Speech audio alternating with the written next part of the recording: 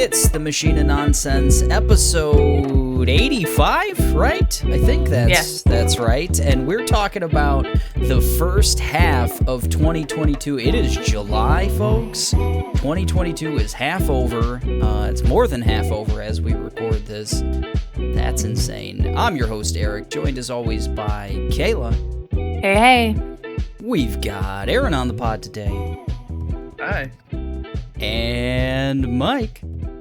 Hey. We're all here. We're talking 2022. It's been a big year so far. There's been a lot of stuff. Some categories. We're going to be talking video games. We're talking movies. We're talking TV. For the first half of 2022. Some categories maybe had a little more content than others, and we'll see. And we'll also be talking about what's coming in the second half, what we're excited for. Before we get to that, it's been a little bit. Let's go around the room. What's everyone been up to? Mike, start us off. What you been doing? Quite a bit, actually. Watched a little movie called Firestarter. Oh, okay. Recently on Peacock, and that's a pile of shit. That movie's real bad. Is it because your girl wasn't in it? Drew Barrymore. Yeah, I was hoping Drew Boo would make a cameo. She didn't even make a cameo. That's crazy. That is crazy. No Drew in that. Just bloated Zac Efron, just a puffy face, like weird looking. Oh, Zac Efron. Not even a good Zac. Oh. No, that it's entertaining at times. It's like I'd put it as like a sci-fi original kind of movie, that kind of level of quality. I think he's got such potential. He can really tap into it, but he's also real bad sometimes. Maybe he really took it to heart that all those people were upset. They're like, why is Ted Bundy so sexy? But he's like, the next movie I'm in, they're gonna fucking hate my puppy face. Puff it up. Let's put it on the Tremor 2 scale. Better than Tremors 2, worse than Tremors 2, directly worse in than line? Tremors 2. Tremors 2 is solid. What are you talking about? Okay. I just wanted, hey, man, I just wanted to know if it was on where it was on the Tremors 2 scale. Those Tremors got legs in the sequel, right? They're hopping all over the place. But, you've heard it here first. No legs in Firestarter. That's pretty. Saw Thor yesterday. Just meh on Thor. Better than Firestarter, but did not love Thor. You think any of it had to do with, we kind of hyped it up. I think we all hyped it up both on this pod and in our minds a little bit. It's Taika joint and everything else, and Ragnarok was so good. Did that have anything to do with it, you think? I don't know. I kind of have a barometer going into every Marvel movie. I think I set myself at the same kind of place because the quality's been all over the place since Endgame, and True that. there's a decent rom-com in there that I would have really liked more of that side of it, and they try to do Taika tries to do a bunch of different things in this one, and it just seemed. It's the first one where I'm like, man, that's just really unnecessary. This movie, I don't know. Maybe it could have served better as a TV show or something different altogether. I don't know. But what'd you guys think? You guys saw it, Eric and Kayla. You saw it, right? Yeah. It's interesting you say about the rom-com aspect of it, because that was probably my least favorite. The Jane Foster stuff, Natalie Portman coming back into the MCU and into the Thor movies was I didn't dig it. It didn't hit for me in any way. There were a couple decent scenes and stuff like that with her, but everything else I liked Gore, the God Butcher, quite a bit. I liked his powers. I liked Christian Bale's kind of over the top scary thing he was doing, the planet he was on, the black and white planet. there's a lot of cool things in regards to that. So yeah, it was almost the opposite for me. If you took away the rom-com aspects or like the Jane Foster stuff, and if I would have gotten more of the Guardians of the Galaxy stuff, more of the Gore the God Butcher stuff, that even more of the gods, the pantheon of the gods, and all that, maybe. But like you said, it's a lot of stuff. It's just a lot of jumping quick to different places and different characters and stuff, and it's maybe a little too much. What did you think, Kayla? Well, you bring up the Guardians, and I thought that was something totally unnecessary. Like Mike said, like it would have made sense. It could have made sense. They could have done something that made sense, and they did not. I actually, though, thought it was really solid. The thing for me is I think it has, like, it doesn't change its speed at all. It's just kind of like a solid going over. I didn't think there was anything, like, that really stood out. It was just kind of straight through, which is fine. I would watch it again. When it was done, I was like, oh, that was, I enjoyed it. You know, nothing crazy, nothing terrible though. Yeah, I think I had fun, but I think you said that it was kind of like unnecessary, Mike. It did, like, at the end of the day, it did feel like, if this movie didn't exist, like where it left the MCU, or where it left like the Thor character, where it left any of the other Marvel characters, like I don't nowhere. It didn't like change anything in my mind of like where everything is in that MCU world. So yeah, unnecessary maybe, but I had fun. I think I'm in the same realm as you, Kayla. Just like mid. I'd recommend it. Yeah. Yeah, I would kind of maybe cut that Guardians part and tied Jane into that more. Like I would have wanted them kind of going on like more adventures or something. I liked the chemistry between those two. I don't know, but I did too. Besides that, on the games front, I finished the Cuphead DLC. That's really good. It's really short, real sweet. That's the Delicious Last Course DLC. And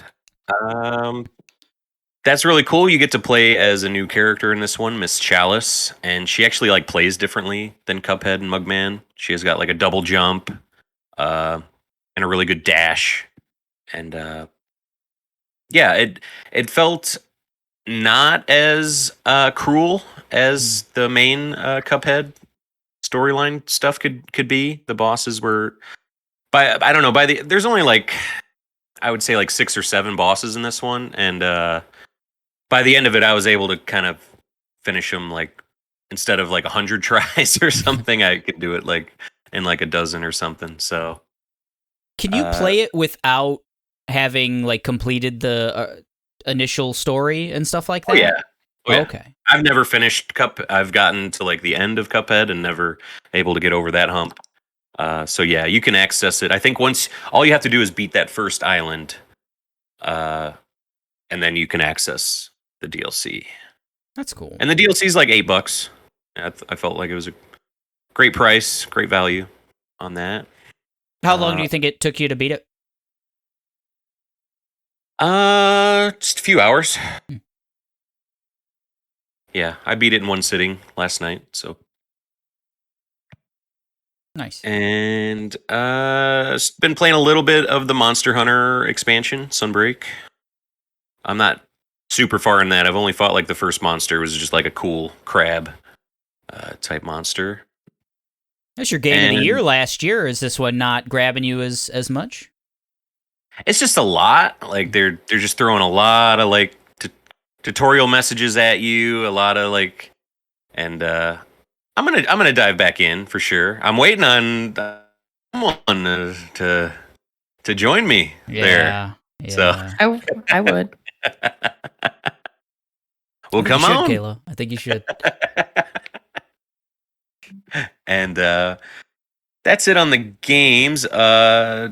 For TV though, Hulu's been cranking out a couple shows that I like. I've started The Old Man, which we talked about on a pod not too long ago, and that's just like Jeff Bridges is a man of mystery. He's got a lot of, things in his past that they're slowly telling you about. He's kind of like he's like a spy that went over to and like was the right hand man for some important guy in Afghanistan or something like that, and that whole story, like what happened there, is slowly being doled out. Now he's being chased by the FBI and things like that. But the other show on Hulu that I really really like so far, have any of you guys watched Bear? The Bear today. Yeah. Aaron, I really want to hear what you think about it. I'm only a couple episodes in, but it's really good so far. I heard it's like somebody said it was like the most stressful thing they've ever watched.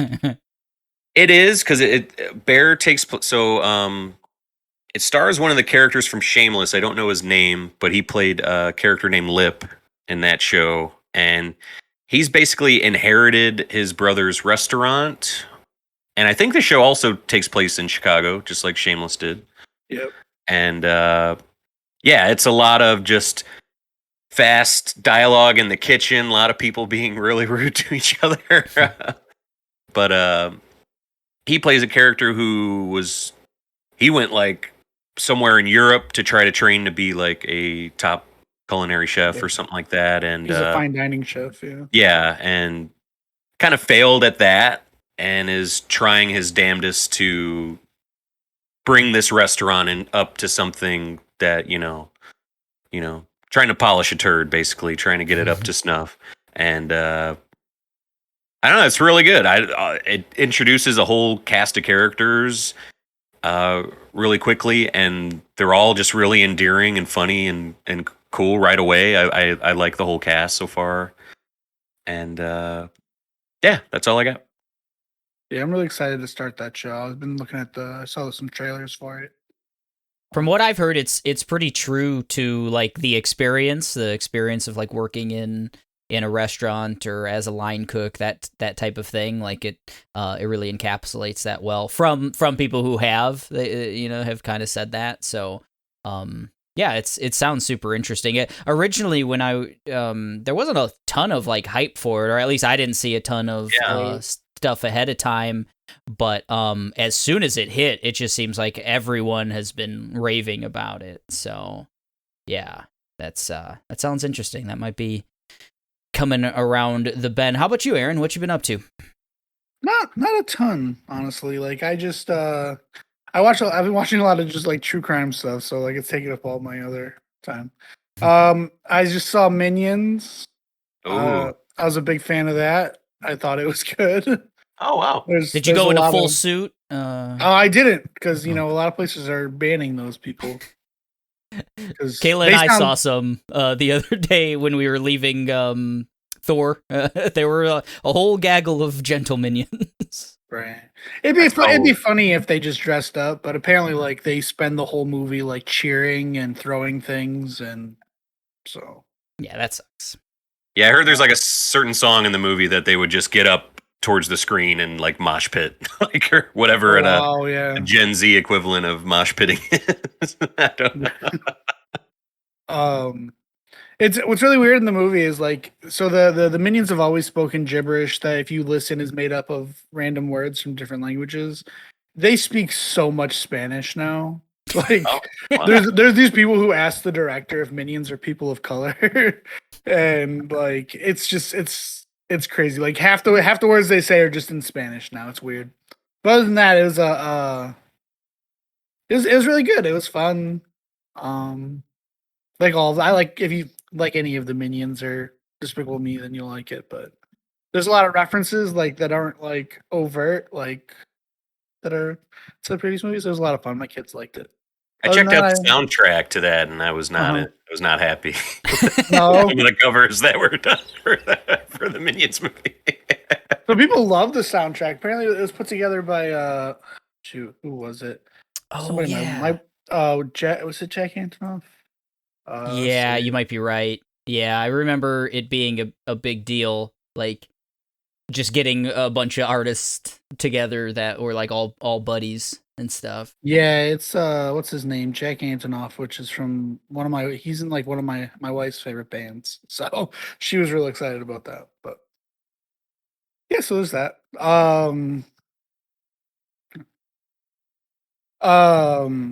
I watched part 2 of Stranger Things. That was something, right? Like, Did it finish strong? it finished emotionally. Sure. Oh, okay. That's how I put it. Yeah. So I would say part 1 made the show my favorite season of Stranger Things, and then part 2, there's all this hype, like there's all this stuff, like Millie Bobby Brown says they need to start killing off characters because they add too many, and people like, and I thought it was coming down from like the higher ups on the show, like this is going to be our Game of Thrones season. It's just not. I want to give stuff away, but it's not. It's not. It's like all the other Stranger Things where there's no real lasting damage. Yeah, I've seen quotes from the Duffer Brothers like, but yeah, but he's like, this isn't Westeros, this is Hawkins. Right. But like they spent this whole time leading up to it saying this is our Game of Thrones season. Yeah. And I think they're just referencing the fact that the previous 3 seasons they get out completely intact with nothing affecting them, even though like they're fighting these world-ending monsters. So in that sense, then yeah, it is a little more dramatic.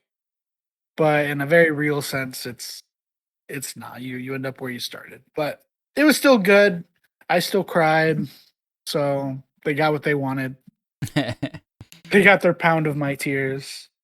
I think it was the season that Master of Puppet scene is really. Oh my god, yeah, it's so good. Yeah, then it's I don't know that much about Metallica. Sorry, Mike, but apparently the guitar of him, because until the song itself is overplayed, what he's doing, the guitar line itself was recorded by the bassist's son from Metallica. Oh, right on. So like when you hear it, it's playing, because even though the actor for Eddie did learn to play the song for the show, he obviously couldn't play it to the level where it's a professional quality of that guitar line. So that's actually the bassist from Metallica's son playing it for Stranger Things. That's pretty cool.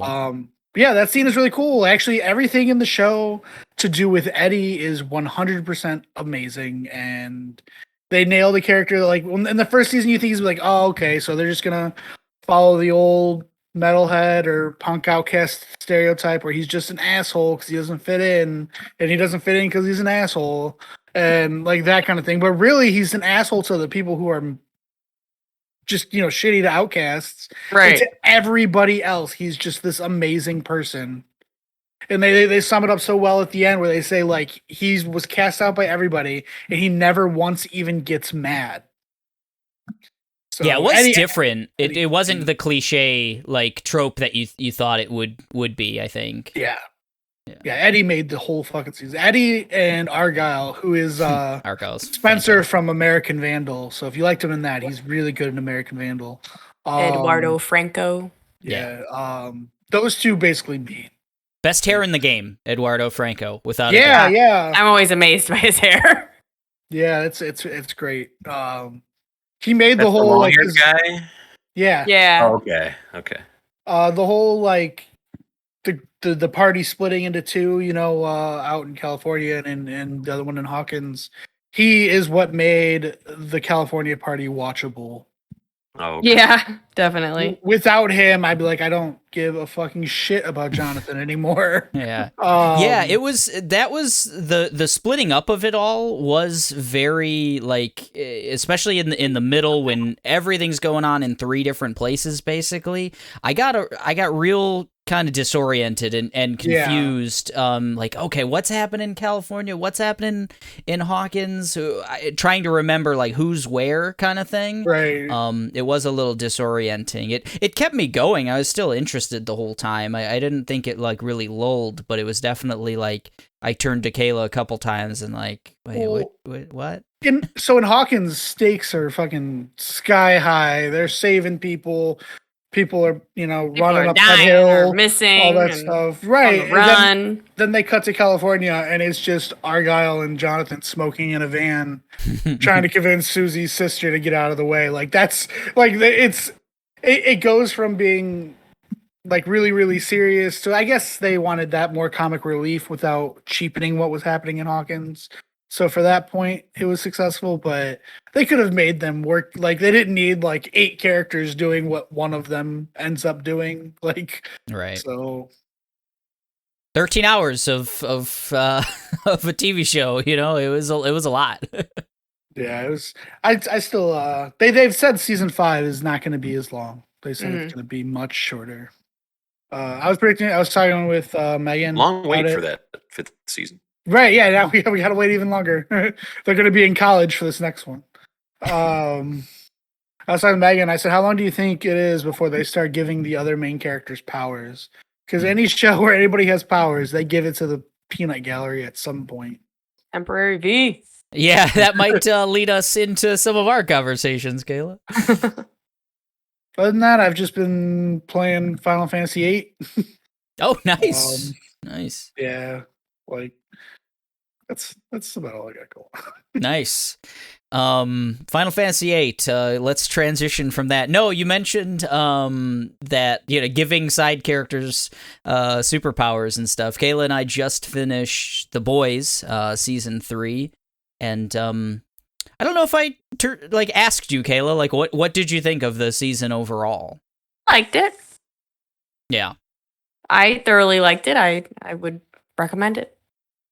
Yeah, I think it was the highs were higher than the lows, without a doubt. They keep ramping up the like just violence and vulgarity and all of that. So like if you know what you're getting into with The Boys, like it's just more of the same in a lot of ways. But if you like that in season 1 and season 2, they keep it going, and it's also just more biting social commentary and stuff like that. Really good stuff. I think they do a good job of not making that feel stale, because it is a big like, oh, look at all this right-wing stuff in modern American politics. What if superheroes were part of it? But for me, it never got really stale. They like found interesting ways to keep kind of banging that same drum, even though it's the same drum, but you know, maybe little bit different rhythm here and there. I know you guys don't use Reddit, but so there's a subreddit called Subreddit Drama where they just make fun of when whole subreddits start arguing with each other. And apparently there are like whole groups of right-wing people who absolutely love The Boys and love Homelander, and in this season are very upset to find out that Homelander is basically a bad guy. Because this whole time they have believed in what he said. Well, because they believe all that right-wing stuff. That's sure. So when he stands up there and he starts talking about like America first and superheroes should join the army to destroy the world kind of thing, like that they're on board with that. Like if that happened in real life, they'd be into it. So like when it like they're like, oh my god, so he's working with a Nazi? Oh, like they're getting all worked up. Sometimes you gotta crack a couple eggs, you know. So they're like, oh my god, I can't believe The Boys is getting political, and everyone's like, that's who Homelander's been this whole time. Like in the first season, like the first 4 episodes, he kills a whole plane full of people. Like, so I don't know, it's just a really funny thing. Yeah, it is. It's wild because it's like so over the top and just like on the nose with like its commentary and everything else. Like, oh yeah, obviously Homelander's a fucking Nazi, you know, like, but for someone to not get that immediately, it's Donald wild. Trump with powers, right? Yeah, it's funny. I could even see it like turning someone off, regardless of your politics, with like how on the nose it is, honestly. But I think that's hilarious that people aren't getting it or just now getting it. Like there's all these posts like, wait, Homelander's the bad guy? Like, are you serious? I think he does a great job though. Like I really, really enjoy, his name's Anthony Starr, right? Yeah. He's just really, really enjoyable to watch. Yeah, I think the new addition too, Soldier Boy, I don't know the actor's name offhand. He's from Supernatural, Aaron? Jensen Ackles. Yeah, I thought he was fantastic. He was kind of my standout. Anthony Starr is great, but he's been consistently good as Homelander. Whereas this was like a brand new character. I thought he was really good. He's just shitty Captain America. Like if Captain America was a piece of garbage human being, he's just that, and I think he does it really well. I have no idea. I've never really seen him in anything, so I don't have like a relationship with that actor, but U.S. agent. Yeah, he does sure. the U.S. agent thing a lot. He does. He be smashing heads with shields. So obviously he spent the last 15 years doing Supernatural, but before that he pretty much was just in soap operas. So he wasn't really in a lot of stuff. But I haven't watched yet. I think that's crazy he does so well, seeing as like nobody watches Supernatural for the acting. Jensen Ackles isn't particularly a fantastic actor, but I haven't watched the season yet, so that's pretty exciting to hear. I thought it might be bad. That's what's been holding me off from watching it. No, I think for me, he was my favorite character of this season, because he just like he does a very specific thing of like, hey, be Captain America, talk like literally talk like Captain America and everything else, have basically the same kind of backstory and all of that, but if you were just like the most shitty human being, like if your morals were completely gone, as opposed to, Captain America being Mr. Moral, I think it works really well. I like that quite a bit. But yeah. Is fake Aquaman still good? He's kind of used sparingly. There's some standout scenes. He's not used as much as he was in season 1 and 2, unfortunately. So yeah, he grosses me out. Such a creep. Yeah, he does it well. Every time I see him, my skin crawls. I have a thing about gills.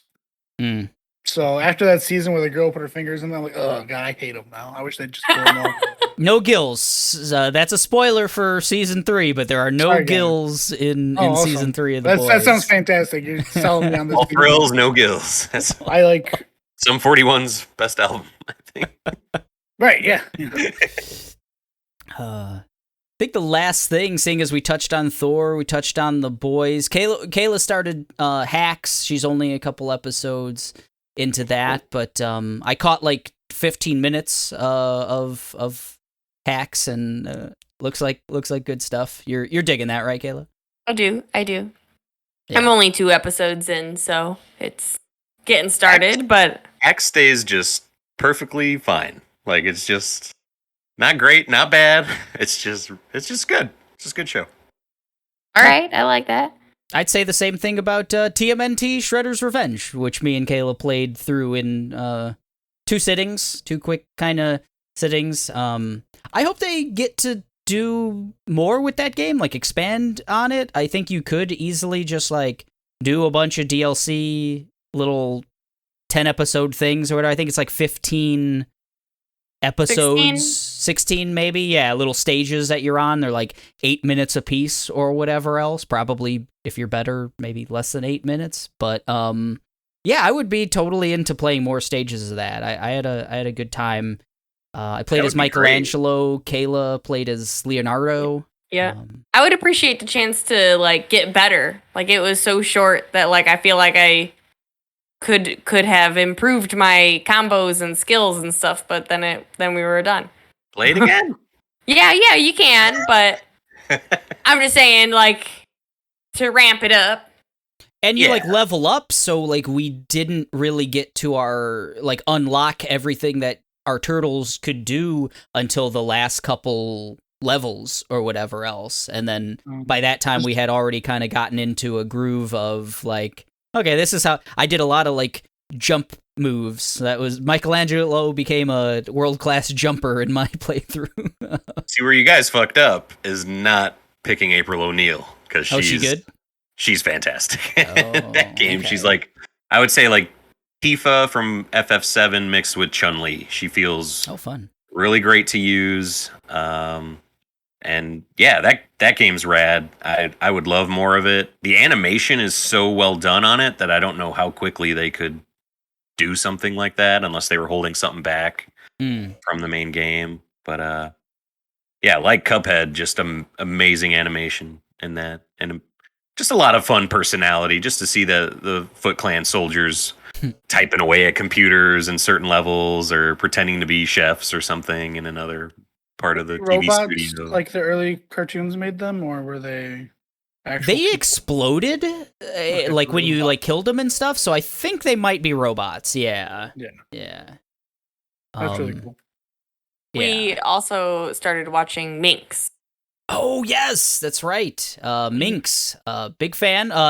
It's maybe the only show on television that meets the high penis standards that Kayla has set. Does it? It's made a dent. It's made a dent in the penis to titty ratio. Yeah, it's at least 1-to-1. It's got What's it on? Is it on HBO? Yeah, It's it's on on HBO. HBO. Yeah. HBO loves dicks. Did you guys notice the dick of like, man, that guy needs to go to a hospital.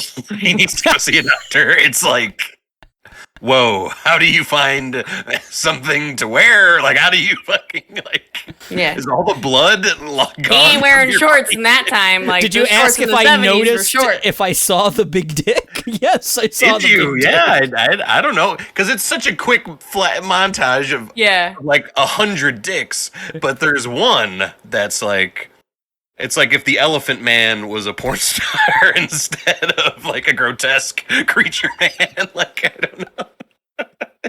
It just really like, man, we're really selling Minx, I think. Sorry, I'm ruining our moment of the year. I wasn't gonna watch it, but now. But it's really good. No, it is more than just dicks. It's dicks. There's plenty of dicks in Minx, but it's actually we're about halfway through, maybe a little bit more than halfway through. They're quick 30-minute episodes. And Jake Johnson is the publisher of like a bunch of nudie magazines and stuff. And the main character, I don't know the actress from anything.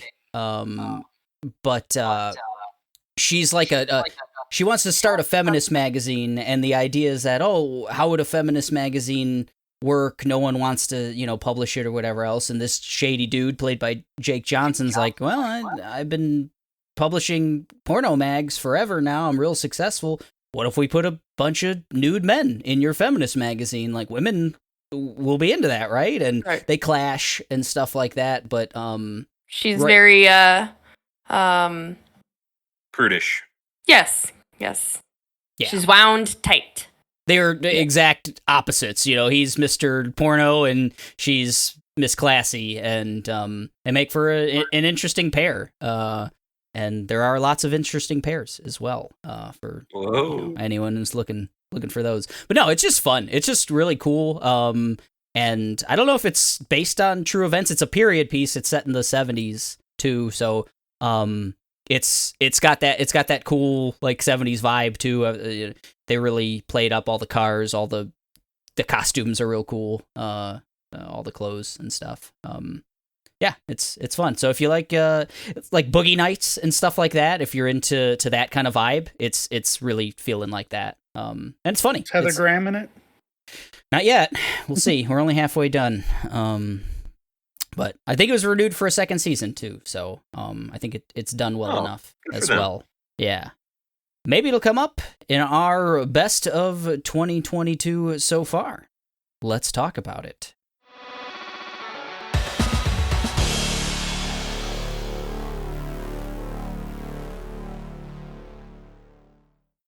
We're gonna do it by category.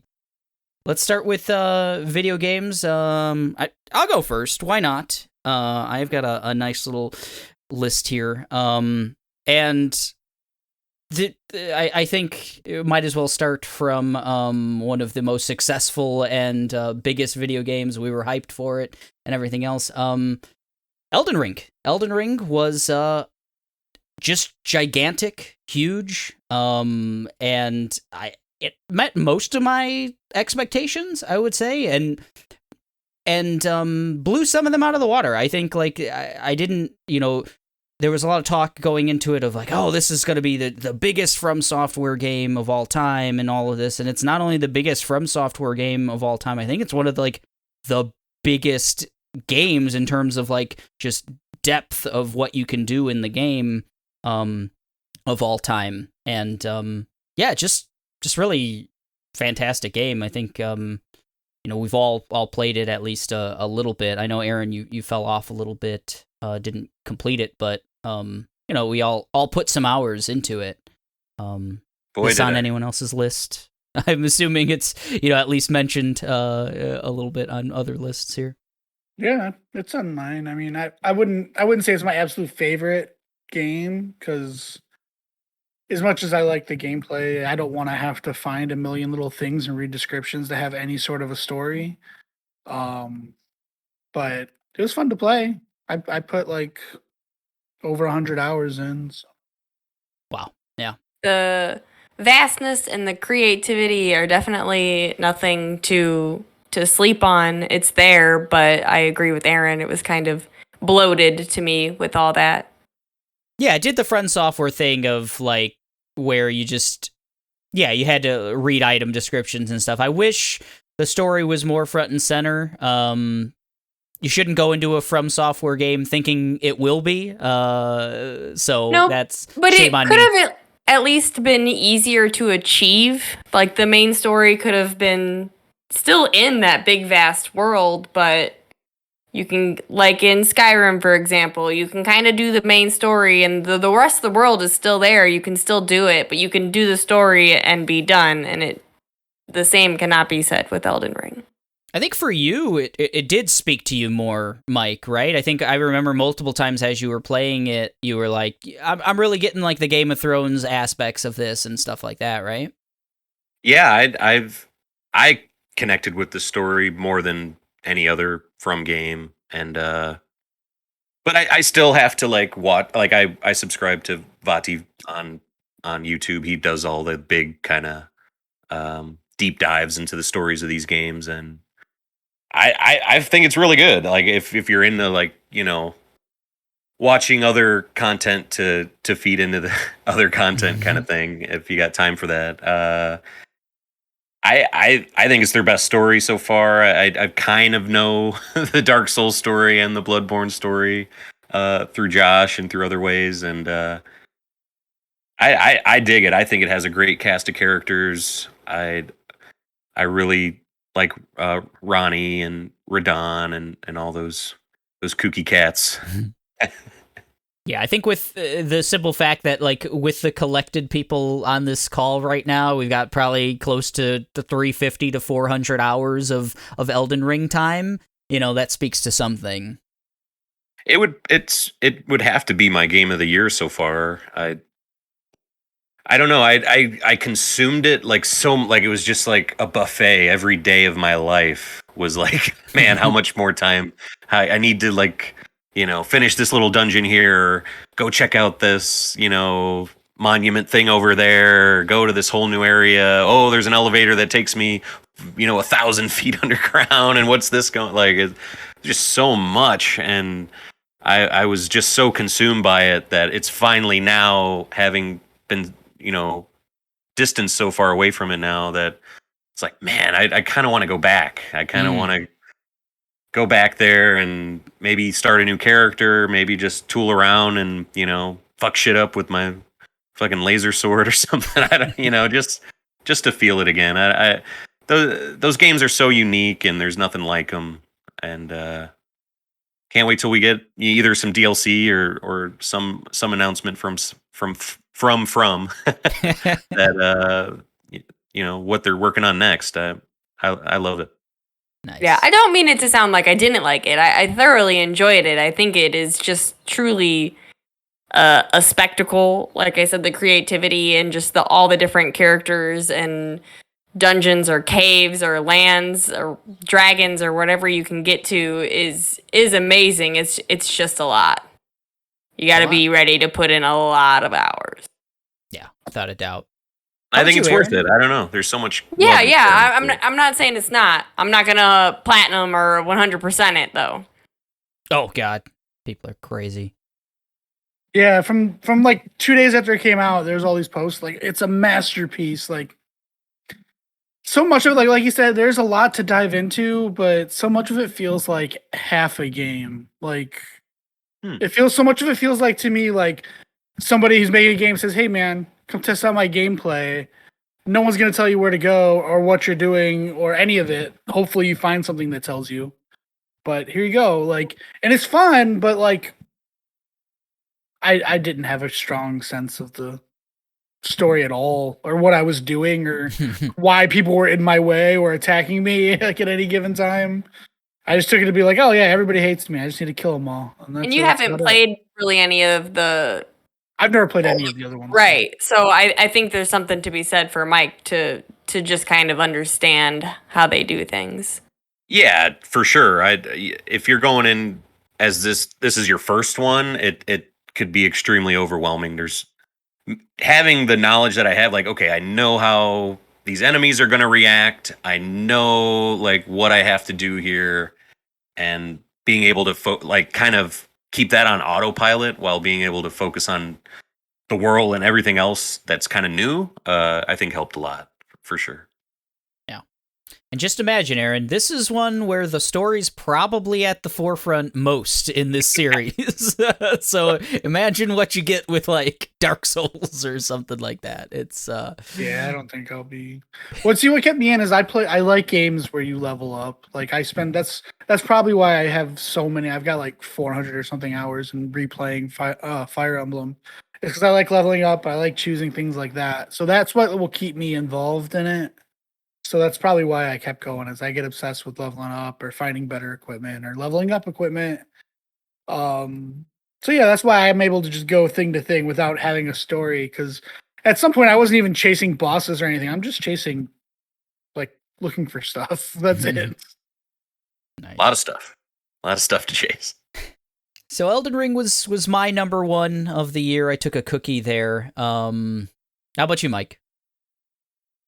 For me, if Elden Ring's my number one, Tunic's probably my number two so far. And man, if Elden Ring is just like the big buffet, Tunic's like a perfect hors d'oeuvre or something. It's short, it's sweet, but still filled with that great mystery and awe that Elden Ring can have.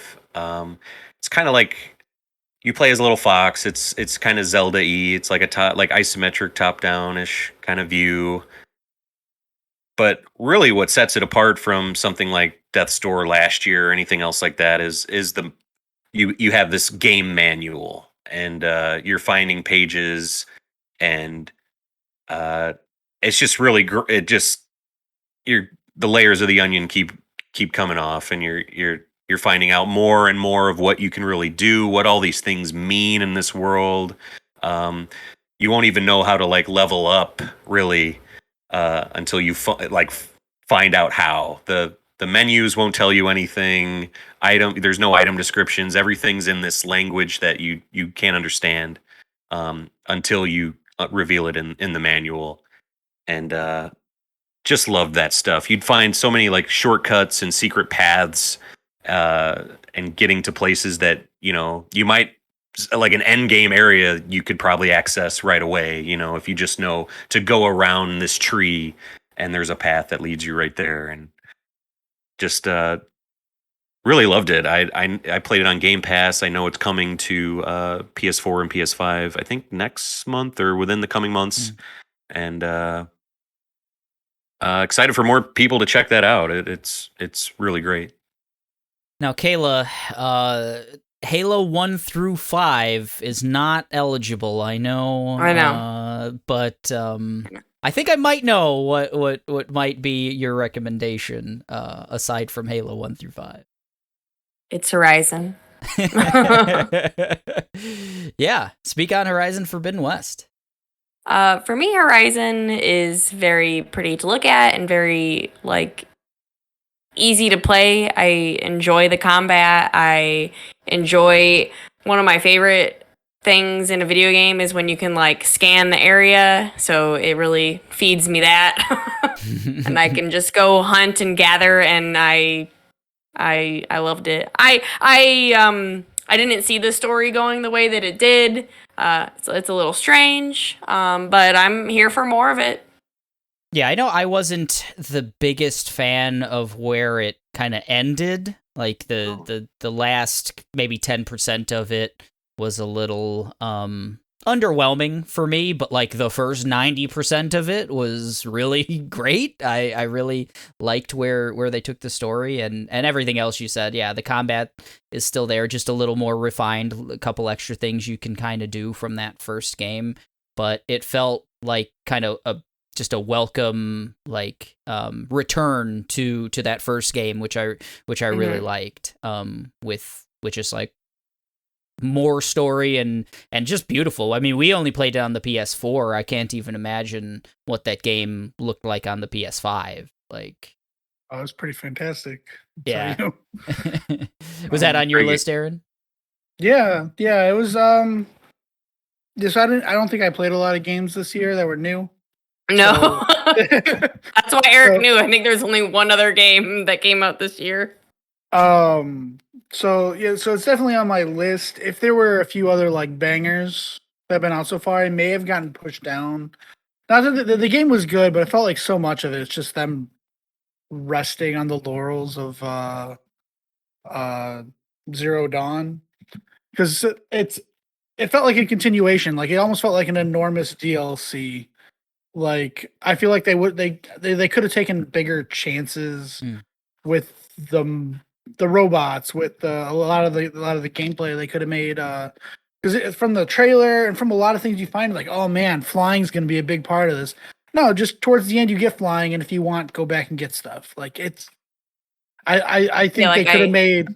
Yeah, they could have made controlling the robots a bigger part of the game, because you could honestly like go through almost the entire game without doing entire aspects of what you can do. Like I don't think, we barely Eric controlled. Was not interested in doing any of that. Right. Yeah, he wanted damage. Right. I collected everything. I did everything. I got 100%. But then you get to fly. Right. Then you can fly. Like it was a fun game. It was a good game. I liked the story. I guess where it was going from the moment they talked about people going to space. I'm like, okay, I know what's happening here. But it felt like it was just sort of, they extended the first game and we're like, okay, they'll be happy. They did make the combat more intuitive and they made the melee part of it more fun.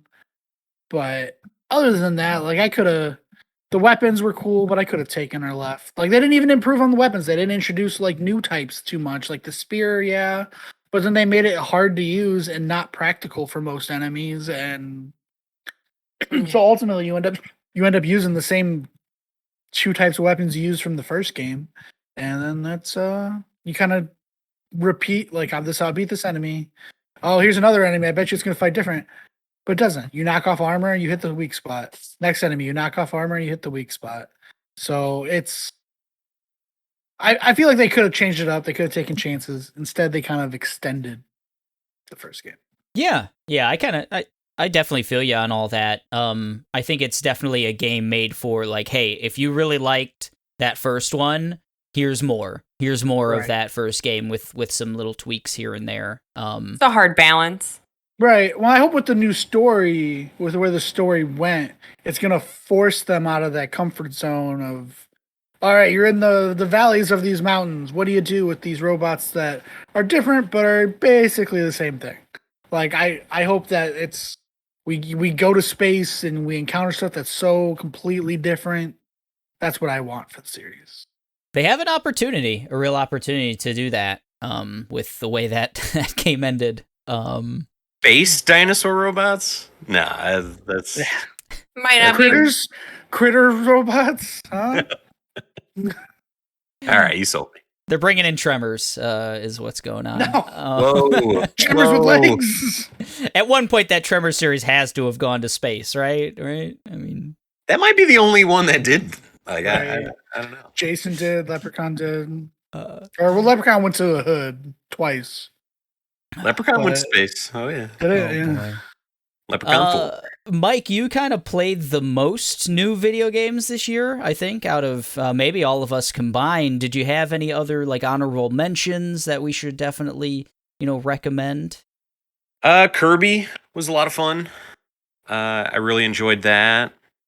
People were really hyping up the ending. Maybe I've just played too many games or seen too many things. I don't know. It's kind of kind of didn't hit the way it hit for other people. Seen too much. Arceus was all right. Pokemon Arceus. That's on my list. Yeah. That was more of a, hey, you guys, the Pokemon or Game Freak, I should say, are on the right track. I think they can, if they could really stick to what they were doing with that and work on that and evolve it and make it not look like an N64 game or run like an N64 game at times.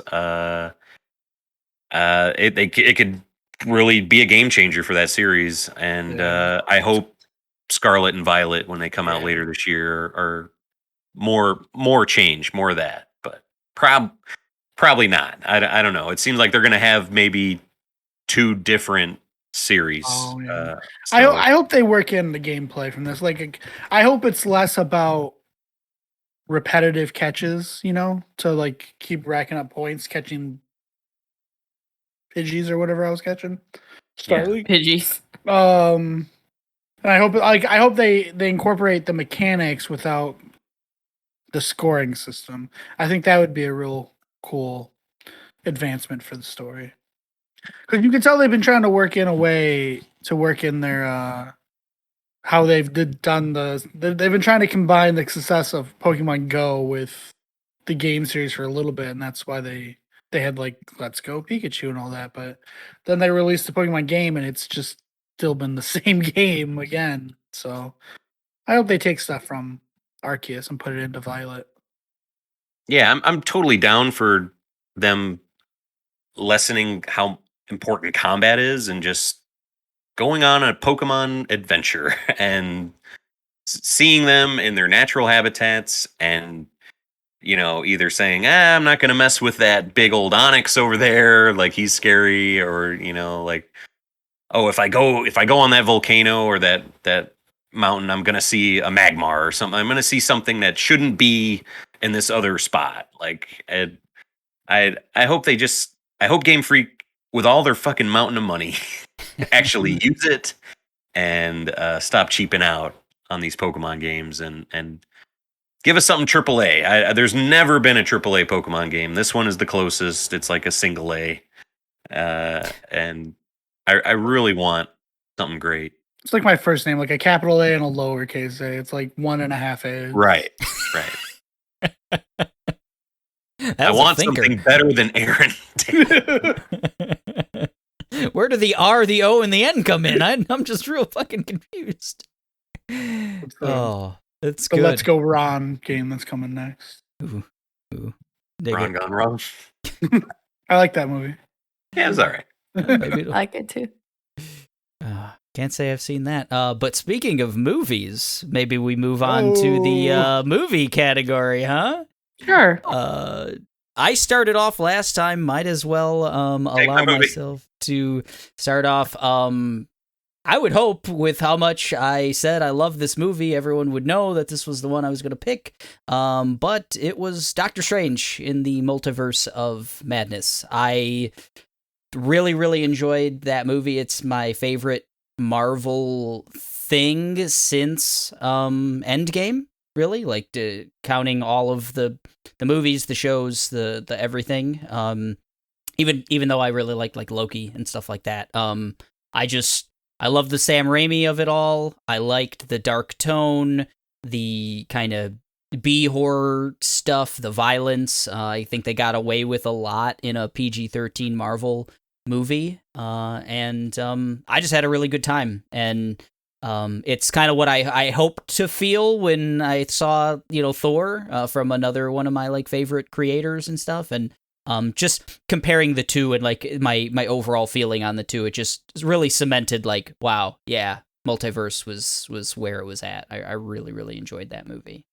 Good movie. Great moments in that movie. You haven't seen it, Aaron? No. Oh man, I think I don't know, but it's my recommendation, so of course I say go see it. But I think it's really great. I really enjoyed it. And I wasn't a huge fan of like the first Doctor Strange or anything else, and I feel like this movie's real like completely different in a lot of ways. So then maybe I'll like it. That's why I didn't see it. Like, I don't really like the Doctor Strange movie, so yeah. See, I don't know that the Doctor Strange character necessarily. Like, I think Benedict Cumberbatch is about the same as he has been in like Infinity War and in the first Doctor Strange and stuff. But everything around it, everything they do with like Wanda and everything they do with the scenarios he's put in and America Chavez and just the whole, all the wrapping around it and the fact that they let Sam Raimi get like creepy and violent and a little gory here and there. Like I think it stands apart in a lot of ways from a lot of Marvel movies. It's just different from a lot of their stuff. So I have to watch it. Well, to go from one multiverse to another, my pick is Everything Everywhere All at Once. Been a kind of a tough movie year for me. This is really the only one that really stood out, and it's just a cool ass movie. It's full of so much heart, and the relationship between Michelle Yeoh's character, the main character, and her daughter in the movie is really great. I think there's a moment in the movie that will definitely be in my 5 at the end of the year. But yeah, it's kind of a lot to explain. I don't know. I kind of just want to recommend it to people and have them kind of go in and be shocked or amazed by it. And yeah, check it out. It's on streaming. You can rent it and stuff now. And I'll keep that one short and sweet. I liked it. I love Doctor Strange too, but I don't know. This one just gave me more of something new, something fresh. I don't know. Yeah, it was on my list too, and like how I feel when I watch that movie is kind of like a what the fuck am I watching? Yet it's such an enjoyable what the fuck am I watching? What is going on? This is wild. It's a wild ride. It's a ride. Yeah. Yeah. I really loved Swiss Army Man, like the predecessor to this movie. And this is just like that in a multiverse, like just bizarre fun stuff, but in this amazing, huge movie, time spanning, universe spanning kind of thing. And yeah, real cool movie. It certainly, in the way that like Horizon, you said, Aaron, like didn't take like chances and stuff. Like if you compare Multiverse of Madness, it still lives in like the Marvel universe, so they're still playing by a lot of rules and stuff. Mm-hmm. Everything Everywhere All at Once is just like gloves off. We're gonna do anything we want, and that's really cool. They didn't pull any punches or not take any chances. Yeah, I remember being pretty excited for that movie when I saw the trailer. I don't know why I never saw it. Oh yeah, check it out. It's a lot of fun. Yeah. All right, Kayla, I guess you're next. My next. Sure. Everything Everywhere All at Once was on my list. So then the way I picked my next ones was like, which one do I want to watch again? Because I agree with Mike. I look at my list of movies that I've watched and none of them stand out so much to where I want to be like, yeah, this is the best movie ever. So my choice is Chip and Dale because hell yeah. When I watched it or when it was on in my presence, I didn't really get to sit down and like thoroughly pay attention to everything because there was a toddler there. But just some distractions, but still even with the distractions and not being able to give it my full attention, it like is standout, comedic and cute and Easter eggy and unexpected. So it stands out to me because of that. Yeah, fantastic. That was number 2 on my little number, like top 3. And while you were taking care of the toddler, I was just rapt by that movie. I got sucked into that movie very early on, and you said it, surprise. It's without a doubt my surprise of this early year. We turned it on literally because my niece was over, and it's like, what is like a 1-year-old is gonna be into or whatever. All right, this cartoon Chip thing. and Dale's a kid's thing, right? No. Sure. No, it was not. Oh my God. It was for me. It was just for me. So you and your mom were dying and fully sucked in. Yes. Yeah. It had no business being as good as it is. I take it like let's be honest, a C tier property like Rescue Rangers and kind of doing a full kind of reboot with it was. And I have zero connection to Chip and Dale, zero whatsoever, until now. Chip and Dale. Oh no, he's doing it. He's doing the thing. Did you get to check that one out, Aaron? No, I haven't seen that. Oh man, you're getting all kinds of recommendations today. Right? Way to go. That's a good, I think, back to back. Everything, Everywhere, All at Once, and Chip and Dale. Just watching back to back. I think the kids would like feature. Chip and Dale. Yeah. Parker and Lucy are old enough to like get it and laugh at a lot of it. Yeah. I think it's good. Yeah, I think they'd have a lot of we fun. let them watch whatever. They love Stranger Things. We watched it as a family. Well, I just mean like I think Mike's kids watched Chip and Dale and really enjoyed it. Many times have they watched it. Yeah. Where I've loved the theme song, I kind of grew to like, all right, Chip and Dale, let's watch something else. Yeah, it's good. That's good. What was tops on your list, Aaron? So this year's actually been the first half has been pretty good for horror movies, which is kind of like what I'm the most into. So we had Scream, which honestly, if it wasn't for Black Phone, I think Scream would be my number one, but Black Phone I think has to be my number one. Nice. There's a few other, I don't know, like X. I had super high hopes for. I don't know if you guys saw that. I want to. It wasn't good. Yeah. So the first half is amazing. It's super campy. They set the atmosphere so well, and it's like they set up the atmosphere and then forgot they were supposed to write a movie. Oh no, because it's hard to do both. The story doesn't make any sense, and the second half is just god awful. But the acting and the dialogue and the whole first half is fantastic. It's just great. Yeah, it's still a good movie. It just wasn't the first half. I'm like, wow, I'm gonna love this movie, and it just keeps going. It goes down after that. Gotcha. That's not a pun either. Hey, they did the remake of the Texas Chainsaw Massacre came out as well, and that for the most part was pretty good. I don't know if since it's obviously set in Texas, they felt like they had to do right-wing propaganda. But so much of that movie is these woke people are so mistaken about these rednecks who are actually helpful. It's pretty cringy. Just the whole premise of these 20-something entrepreneurs buying a bunch of houses in this ghost town that's dying out and coming down there to start a little weird woke-topia and the local redneck is the one who's got a. Do they use the term woke-topia? No, okay. That was on the why are you recommending this? That was on the spot. But that's the backstory, and I understand that the backstory for a movie like Texas Chainsaw Massacre doesn't have to be good. But it's just, and then the local redneck who's a lot nicer than he seems when he's being openly racist in the first 5 minutes is the one who saves him, and he's a nice guy, and that gets to be a little much. Other than that, the movie was good. And then Turning Red was fantastic. Yeah. Hell yeah. Yeah. Good call. Oh, my long list.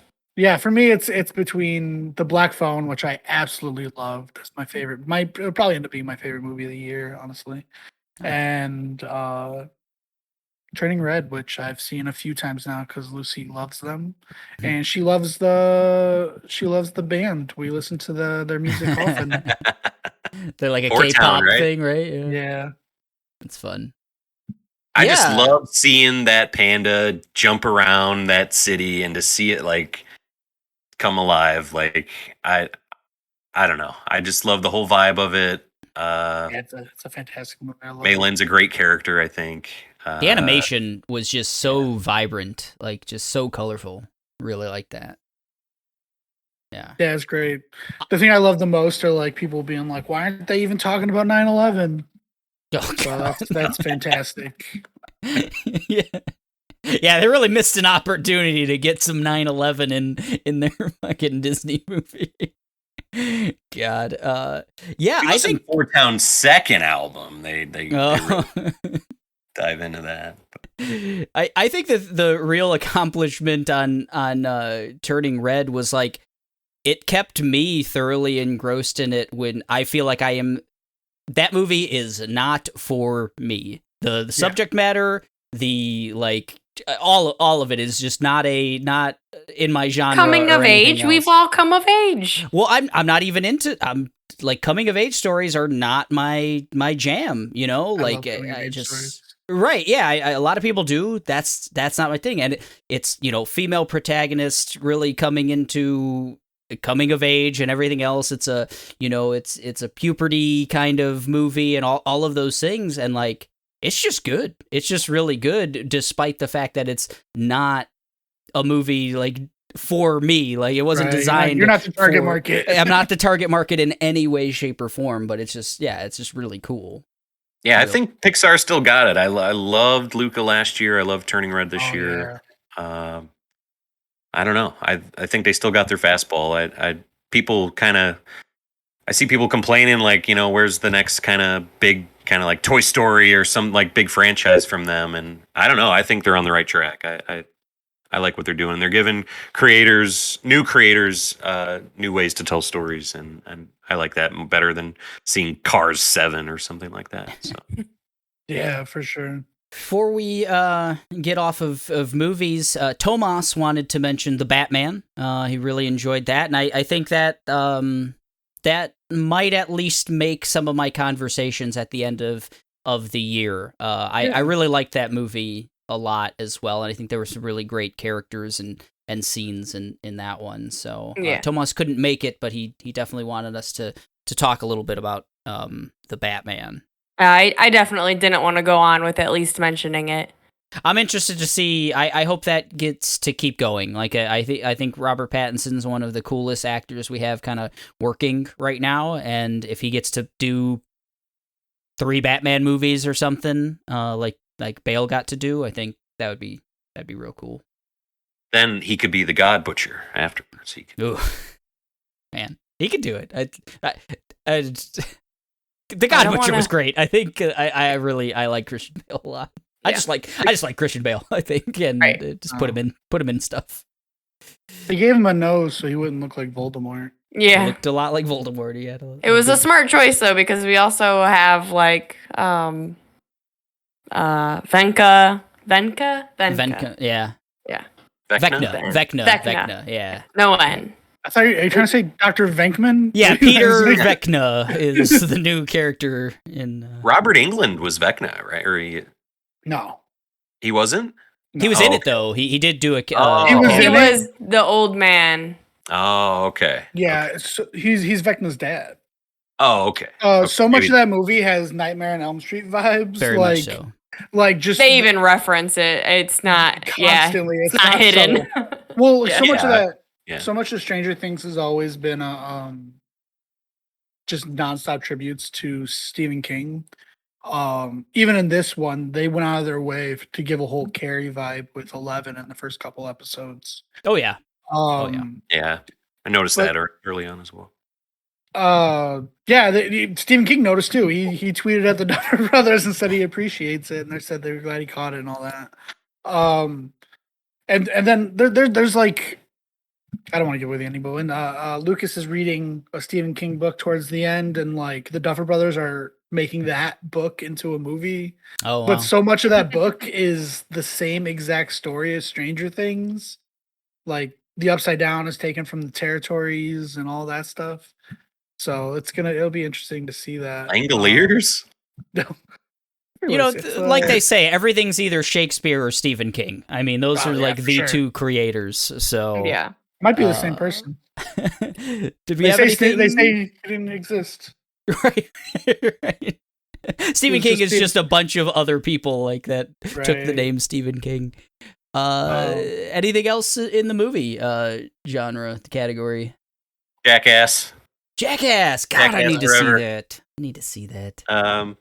Just a cool send off for Knoxville and the boys. I don't know if they'll. It seems like they're not going to really continue, and I don't know. It was just interesting thinking back to those early days of that show, and I remember just being there at the ground, floor of that, like seeing those ads on MTV, like just seeing a porter potty being raised up in the air, and a date, and not knowing what this was, and that's for it to how go on trailers this long, should be. And to see, Knoxville silver hair and all on there, getting fucked up by a fucking bull again. I don't know. It just took me back. Did you like the new cast of characters? Do you think it could still work with the new people going forward, even if Knoxville's not there? There's a guy in there named Poopies. I thought Poopies was pretty good,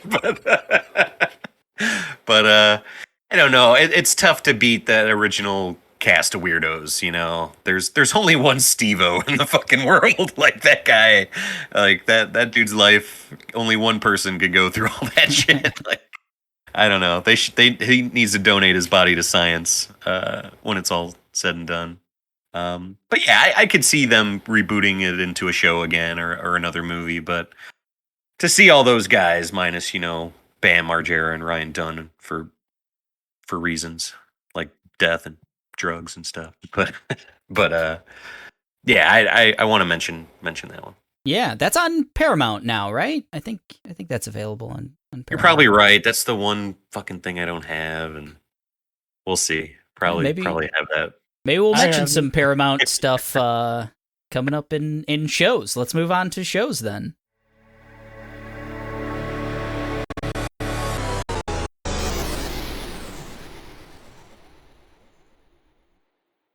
My number one, I don't just in case it's Kayla's number one, I don't want to take it, so I'm going to go to my number two, and I'll mention my number one if it needs to. But Peacemaker, early year show that talked a lot already about on this pod, so I don't have to go into it. But exactly the tone I wanted from that show, exactly kind of just like.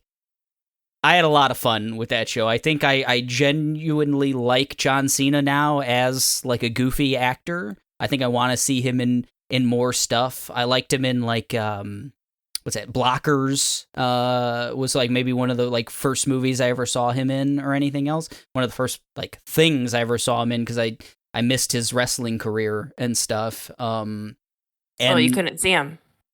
Right, yeah. I was trying. I tried. I watched many years of wrestling, and it wasn't there. But no, I thought Peacemaker was great. It was exactly what I wanted from that show. It kind of hit all of the marks. What I thought it was going to be going in, and it just did the thing I wanted it to. So, a lot of fun. Terrible music. No. God, I should have mentioned how great the music was. But you didn't. You didn't. Man. Yeah. Fine. What show had better music, Mike? I don't recall the music from this show, but I want to mention Our Flag Means Death. Hell yeah. On HBO. This is like a old-timey kind of pirate adventure, but the main character is a man who just wants to escape his life and be known for being a nice pirate, the gentleman pirate.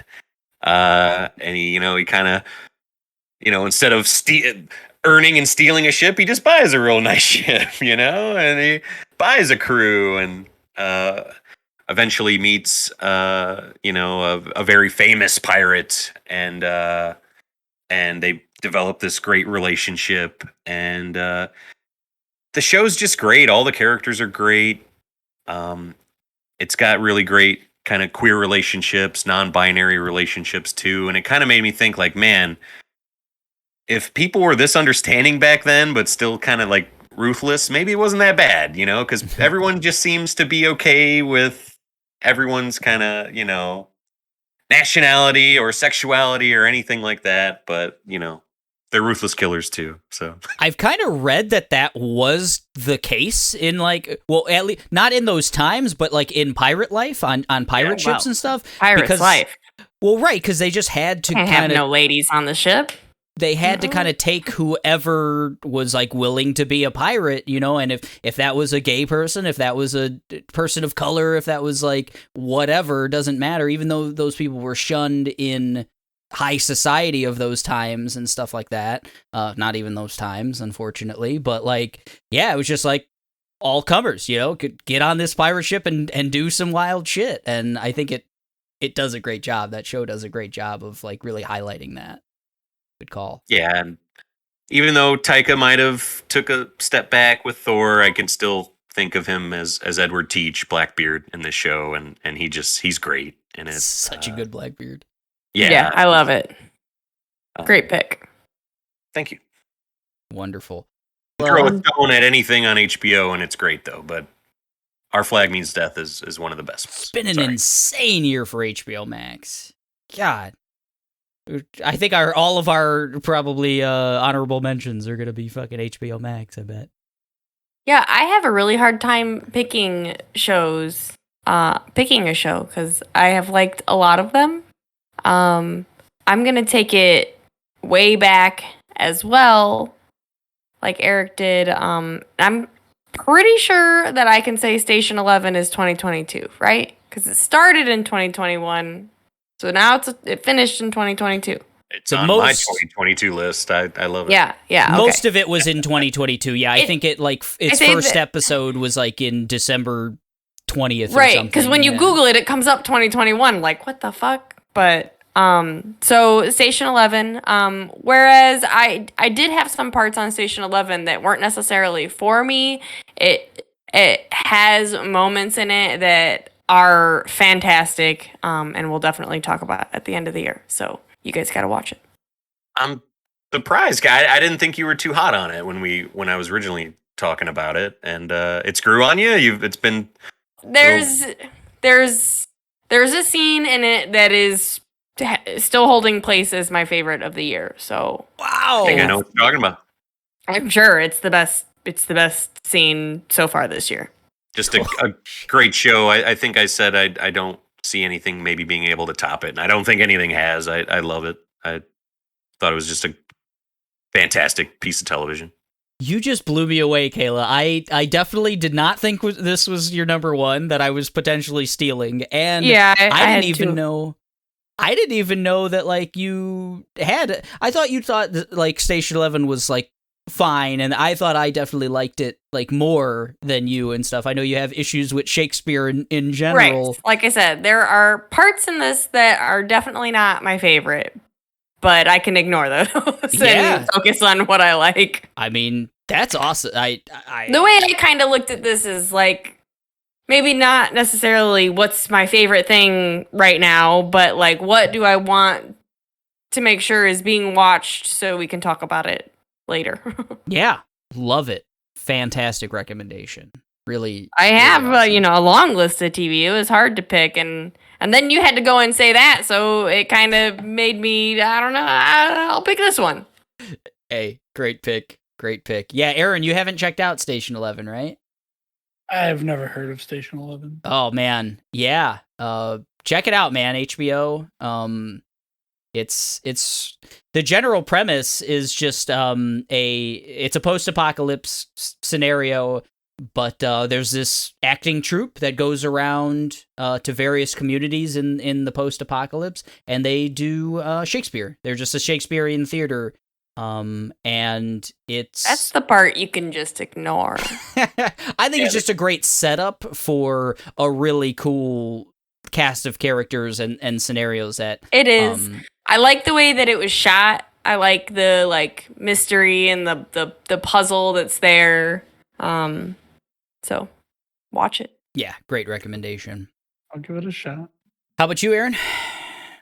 When I went through the list, there weren't a lot of shows that I watched or liked that much. I'd say my favorite though was Dairy Girl season 3, which is the final season of the show. Nice. It's really good. It was just it went places that I wanted to go that I wasn't expecting it to, and then it ends super well on the I don't know what you know about the history of the Troubles, but it ends with them voting on whether or not to take a deal from the British government, like for peace, and it's really good because then it deals with like because most of the show is like funny until it's not, and it's serious, and then like they're dealing with like, do they just let all the people who've been killing people over this out of prison, or like does it actually mean anything? And it's just really good. The show ends so well, so it's all around like Irish independence, right? sort of. It's about a group of girls and then one boy who go to an all-girls school in Northern Ireland during the Troubles. So they're kind of caught in the middle of it, but then like they get up to like weird hijinks, and then like it's all against the backdrop of the Trouble. So like they'll be in the middle of like a weird talent show where they all go on stage because one of them is doing step aerobics for the talent show.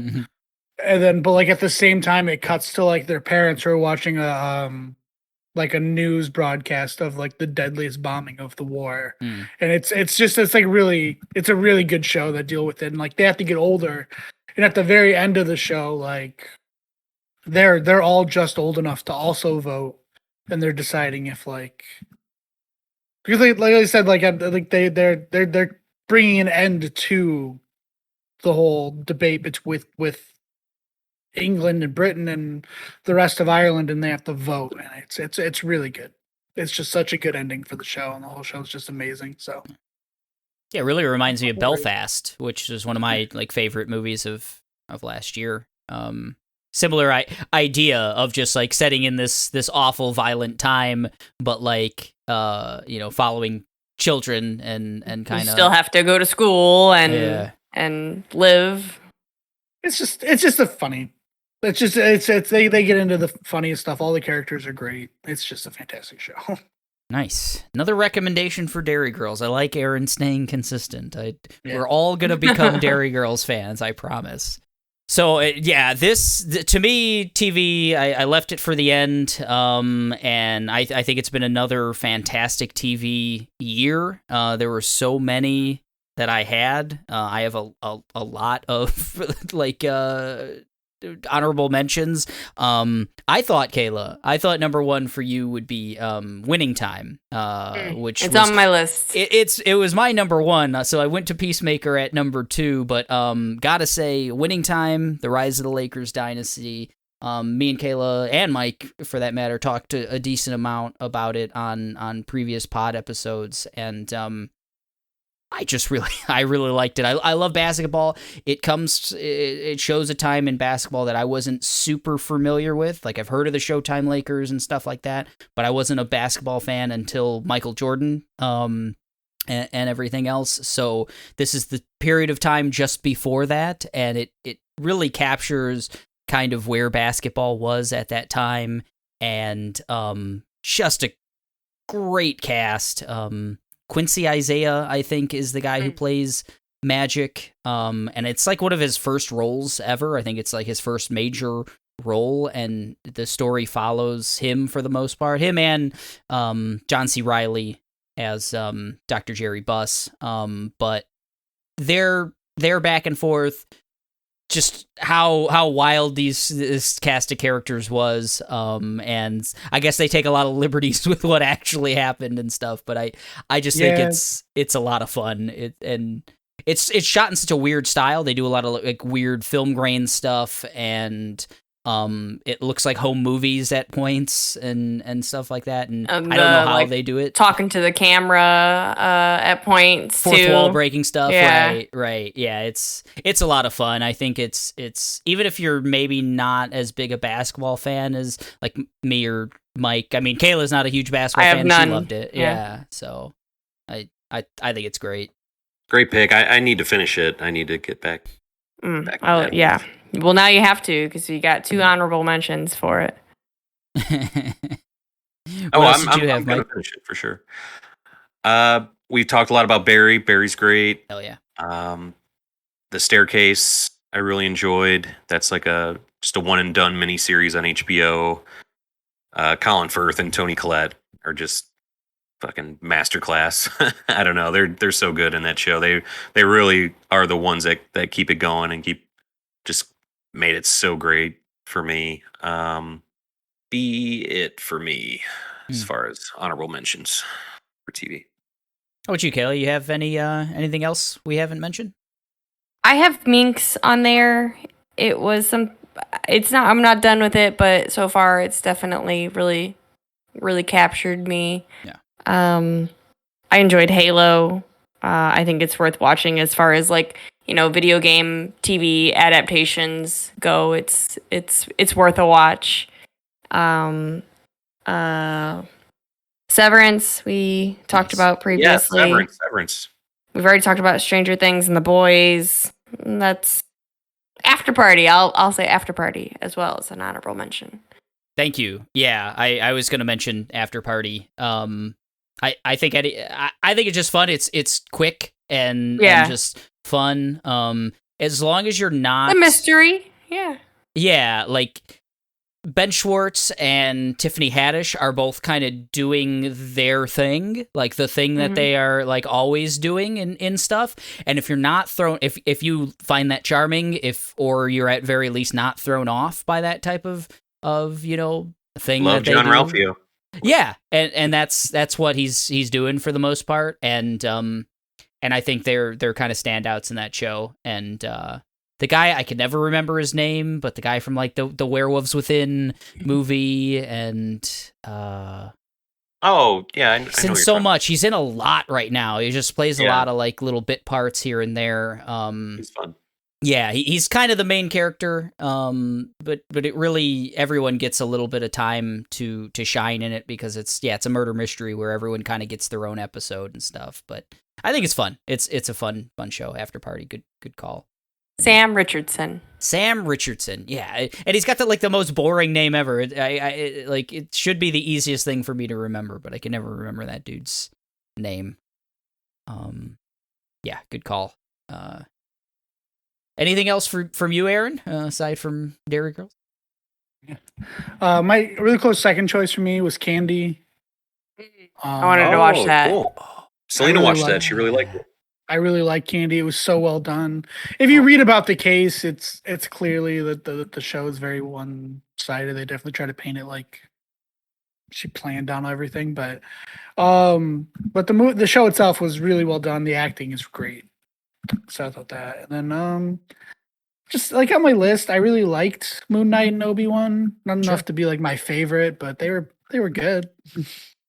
Yeah, I think definitely if you're a Marvel fan, Moon Knight is real solid, and if you're a Star Wars fan, Obi-Wan's real solid. I think maybe if you're not in those fandoms already, you might not dig them. I feel like I might not have, but like I like Obi-Wan as a character. I like the Star Wars universe, so I want more of it, even if like the show maybe totally didn't work for me or something. And same thing with Moon Knight. It's like, oh, okay, expand what the MCU's doing. Give me some Oscar Isaac.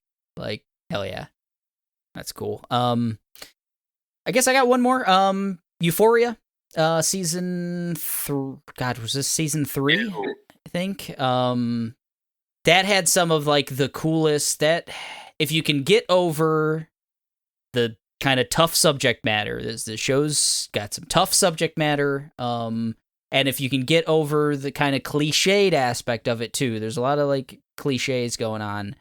It is shot so cool. They do a lot of like cool dream sequency stuff. There's some really great performances, and I think it does speak to what growing up must be like in, if you were like 17 right now or something, what a lot of it must be like with social media, with just how the world is and stuff like that.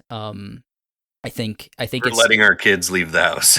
yeah. I think maybe if I was a parent also, it would be like, I would hate every aspect of it, but like as just an outside observer of what I assume it is to be like a teenager in America now, or whatever else, or what like at least a lot of people are experiencing as teenagers in America. I think it's it's wild. It's heartbreaking. It's gripping. It's a lot of stuff.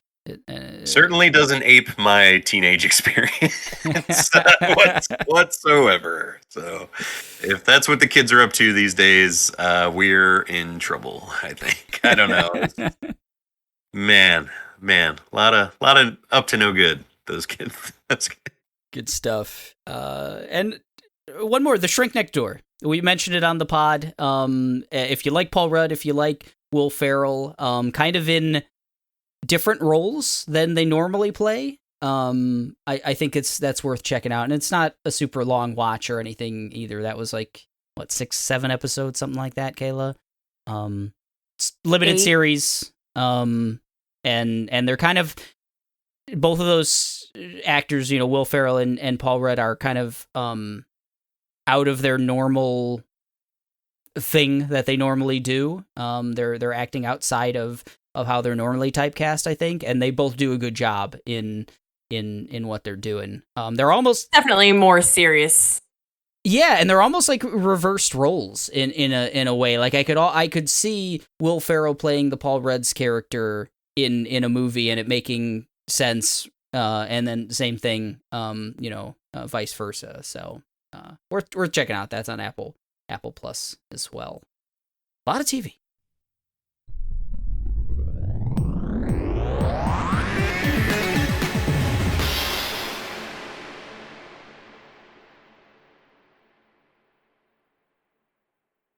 Maybe we get to the rest of the year, the rest of 2022, what it's looking like, anything that we're super anticipating. I'll start it off with a movie that I just saw the trailer for, and it's Amsterdam, which has just everyone in it. It looks like a big heist movie. It says it's inspired by real events or something. It's just looks wild. More Christian Bale for me. So and like everyone else, just like type in Amsterdam 2022 and you'll see the insane cast list. And give me more wild heist movies. I'm into it. It's a period piece as well. Seems super fun. Well, the movies I'm most excited for are the Clerks trailer just came out, so Clerks 3. Oh yeah, wow! I watched the trailer. Vengeance with BJ Novak. Hell yeah, looks really funny.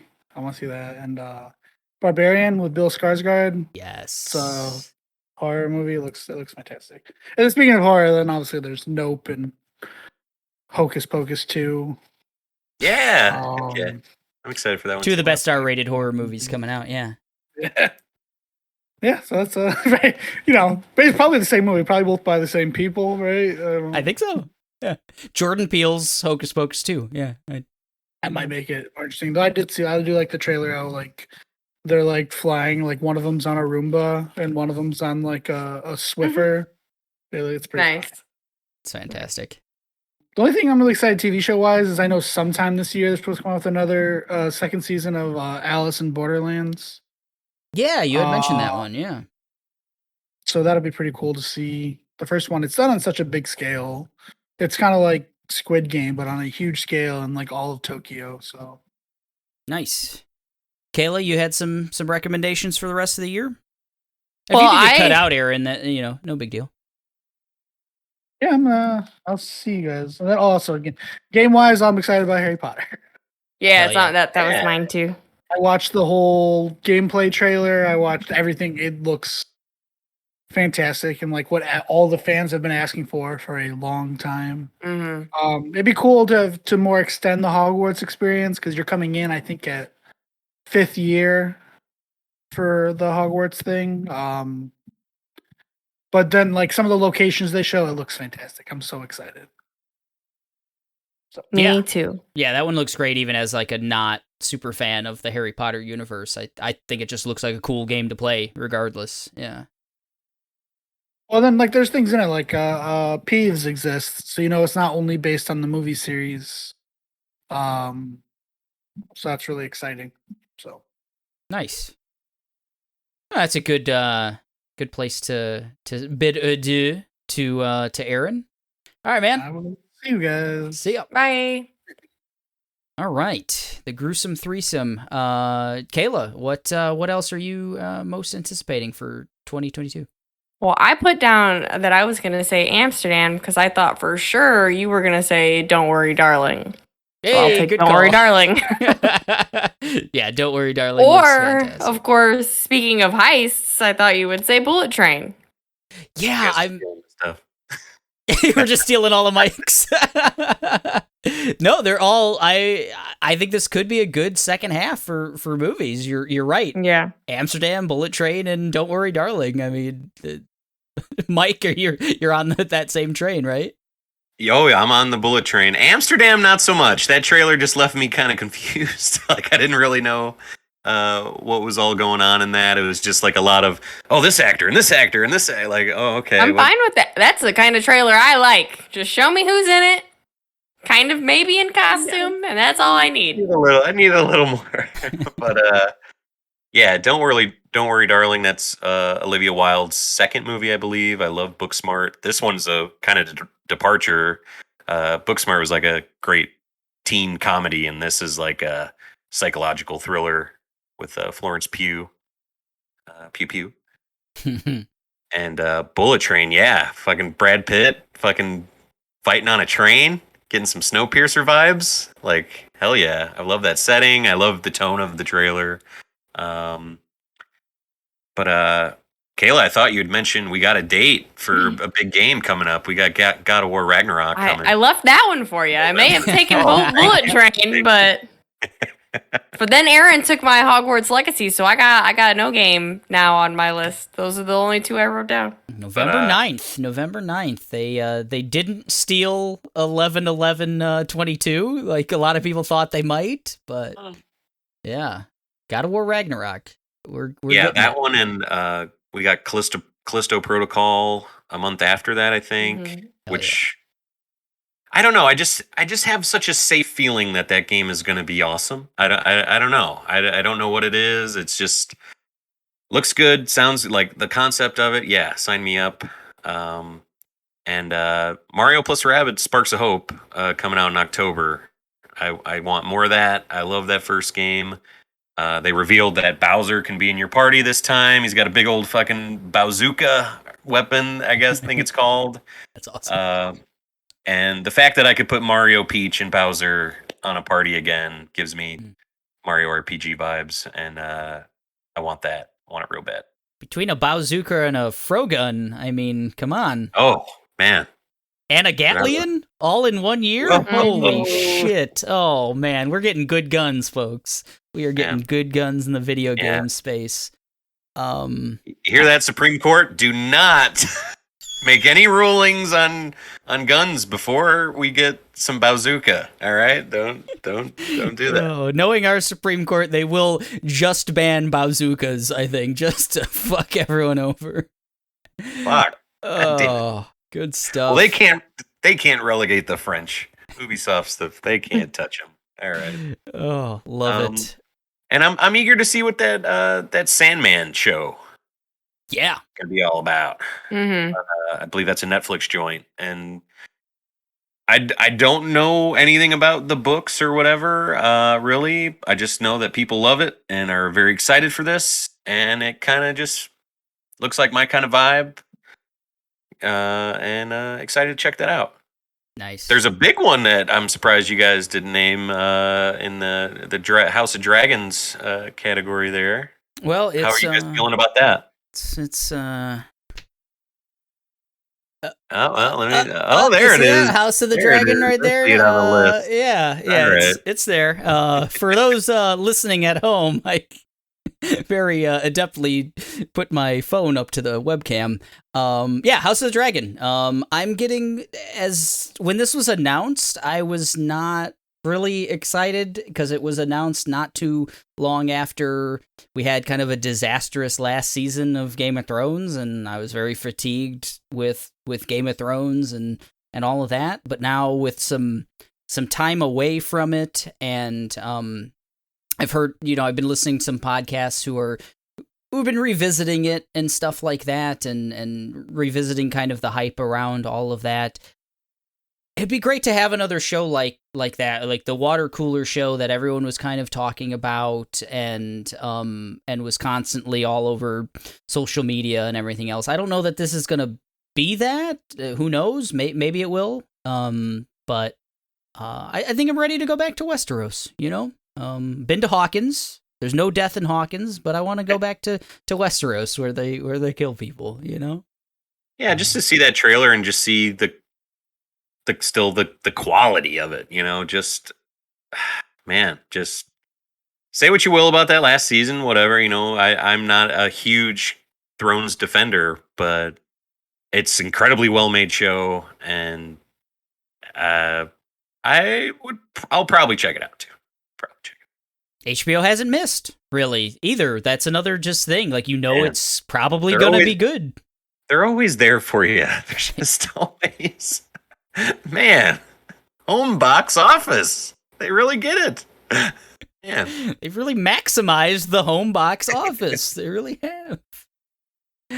Oh, good stuff. Anything else? Is that everything? That's the sum total of everything we want to do the rest of 2022.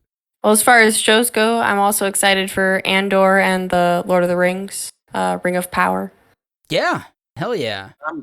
I'm really interested in how people react to that Lord of the Rings show, and just hearing how much Amazon's invested in it, and you know how long it's taken to come out. Yeah, eager to see how that one turns out as well. Yeah, less of a track record of consistently good stuff out of Amazon. But hey, you throw enough money at the problem. So I don't know. Prime's good. I mean, sorry. The Boys. The Boys. Yeah. Good. No. Yeah. I've enjoyed some things on Prime. So yeah, it's not like they can't hit. And I want as much of that universe too. Like the Lord of the Rings universe, I think is something you could just keep mining. I would, in a lot of ways, like with Marvel. So I'm interested, and hey, hopefully I'll have two good fantasy shows kind of going at the same time that I can really get into. I was real before the trailer dropped. I was pretty excited at the idea of a She-Hulk show. But I don't know. That trailer just didn't do anything for me when I saw that, and I don't know. I got a lot of stuff to catch up on. I need to get back into Horizon. You know, Winning Time. I want to see Crimes of the Future real bad. The Cronenberg movie. I want to see Men. I don't think I can do it. Yeah. I don't know. I gotta see what it's about. I gotta see if it lives up to the hype. But we didn't mention Northman at all, and I think it should be mentioned. That was a experience. I don't think it's very good. Oh, I don't know. I it's think pretty to look at. I liked the colors. It's been the year of my directors letting me down, man, and I don't know. I just, man, I hope Jordan in a few weeks. I know we're all excited for Nope, but yeah, we are. I wish I didn't watch that fucking trailer. I text you. I warned you. I took that bullet. To do? Leave the theater? Yes. Yes. Jump up and run. Yes. You had to pee during Just that trailer. stand up and say nope. I literally took I took Owen and Greg to see Thor, and to go on a little tangent here, and Owen needed to use the restroom like halfway through, and I got up to go take him. But I didn't let Greg know where we were going. I thought he would just be cool. So as we're coming back to the theater from the bathroom, one of the attendants like, "Hey, was there another kid with you? Because he came out of the theater like screaming and stuff, like really upset." Where the did you go? Yeah. Oh no! So I don't think I could have done the quick escape from Nope. I think I would have had two kids crying, chasing me. So. Warning to our listeners: there's a trailer before Thor, right? Is it before Thor? Yeah. for Nope that shows a lot. Too much. If you're of the mind of myself, in almost every case, trailers show too much. So just don't go. Well, when they come out with 7 different fucking trailers for every movie, like, just give us one. Right. Just give us one good one. But you don't have to show me the whole movie. Like, you don't. I wanted to go see it. Yeah. Hopefully they're still holding some, you know, I don't know, whatever, cards to their vest. Is that a thing that people say? You do now. Yeah. Oh, yeah. Nope will be the savior of the second half of 2022. Calling it right now. That's it for episode 85 of the Machine of Nonsense. We talked about the first half of 2022. It was a lot of cool stuff. We had Elden Ring. We had Winning Time. We had Severance. What else did we have? We had so much. It was great. It was a great first half of 2022. Here's to a good, better, maybe second half. I don't know. I think so.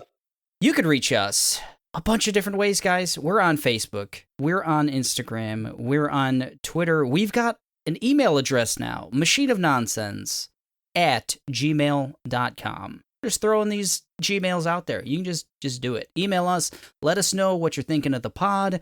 Send us wacky hypotheticals, questions, concerns, comments. Let us know what you want to know on future episodes. You can also leave out to everybody. To everyone. Every single person. So, yeah. You can also leave us a voicemail at anchor.fm/machine of nonsense. We'd like to hear your voice on this here podcast. Same rules apply. Anything goes. We want to hear from you. That was episode 85, all about the first half of 2022. For Aaron, for myself, for Mike, for Kayla, we're getting out of here and we're saying goodbye. Well, that's going to be in my head for a month now.